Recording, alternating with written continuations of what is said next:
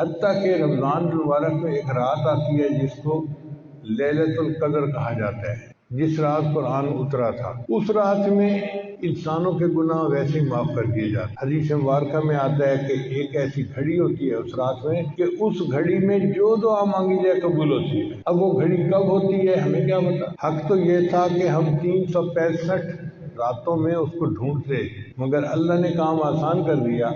نبی اسلام نے بتایا کہ وہ رمضان مبارک کے اندر ہوتی ہے۔ اس کا مطلب یہ ہے کہ 365 راتیں جاگنے کی ضرورت نہیں، 30 راتیں جاگنے کی ضرورت ہے۔ پھر بندہ سوچتا ہے کہ 30 راتیں جاگنا تو بڑا مشکل کام ہے، تو نبی اسلام نے کام اور آسان کر دیا۔ فرمایا کہ تم رمضان مبارک کے آخری عشرے میں لیلۃ القدر کو تلاش کرو، تو 20 راتیں اور نکل گئیں، باقی 10 راتیں رہ گئیں۔ پھر بندہ سوچتا ہے جی کہ 10 راتیں جاگنا بھی بڑا مشکل کام ہے، تو نبی اسلام نے کام کو اور آسان کر دیا۔ فرمایا آخری عشرے کی جو طاق راتیں ہیں ان میں اسے ڈھونڈو، 21، 23، 25، 27، 29، 5 راتیں بنتی ہیں۔ یوں سمجھیں کہ 365 میں سے 5 راتیں ہیں جن میں ہمیں لیلۃ القدر تلاش کرنی پڑے گی۔ اب بندہ سوچتا ہے جی کہ رات کو تو ہم تلاش کریں لیکن پوری رات جاگنا تو بڑا مشکل ہے، ہم تو کمزور لوگ ہیں، نہیں جاگ سکتے۔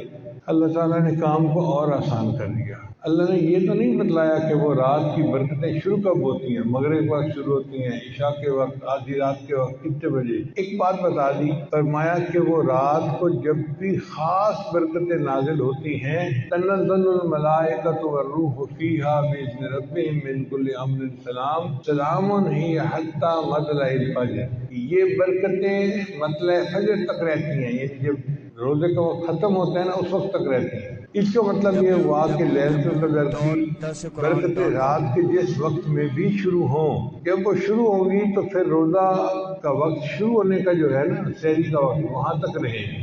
اس کا آسان طریقہ یہ ہے کہ ہم سحری کو 1 گھنٹہ پہلے کر لیں، وقت ختم ہونے سے پہلے، اور آدھا گھنٹہ جو ہے آخر کا بچا لیں۔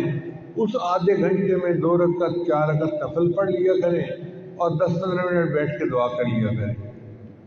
جب بھی لیلۃ القدر ہوئی تو وہ وقت لیلۃ القدر میں ضرور آئے گا اور ہمیں لیلۃ القدر پانے کا اجر مل جائے گا، اور اس رات کی عبادت 1000 مہینوں کی عبادت سے بہتر ہے۔ 1000 مہینے تقریباً 83 سال بنتے ہیں اور 80 سال سے کم تو عمر ہوتی ہے۔ اس کا مطلب یہ کہ ایک رات اگر مل گئی تو پوری زندگی کے گناہ معاف ہو جائیں گے۔ اللہ نے کام کو کتنا آسان کر دیا۔ تھوڑی سی ہمت کرنے کی بات ہے، اللہ تعالیٰ کی رحمت بہانہ ڈھونڈتی ہے مغفرت کی۔ پھر ایسا بھی ہوتا ہے کہ ایک بندہ پورا مہینہ غفلت میں رہا، اس نے نہیں خیال کیا، تو انسان کی فطرت ہے جب آخری دن آتا ہے نا تو اس کو احساس ہوتا ہے یار رمضان نکل گیا ہاتھ سے، پھر الوداع یا سحوری الوداع پڑھنا شروع کر دیتے ہیں۔ تو حدیث مبارکہ میں آتا ہے کہ پہلی رمضان سے لے کر 29 رمضان تک جتنے مجرم جہنم سے بری کیے گئے تھے ان سب کا ٹوٹل آخری رات میں اتنے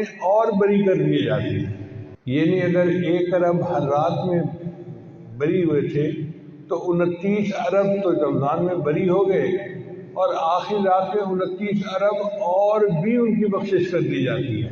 اب جب اللہ کی رحمت کا معاملہ ایسا ہے تو پھر ہمارے لیے بخشش تو پانا کون سا مشکل کام ہے۔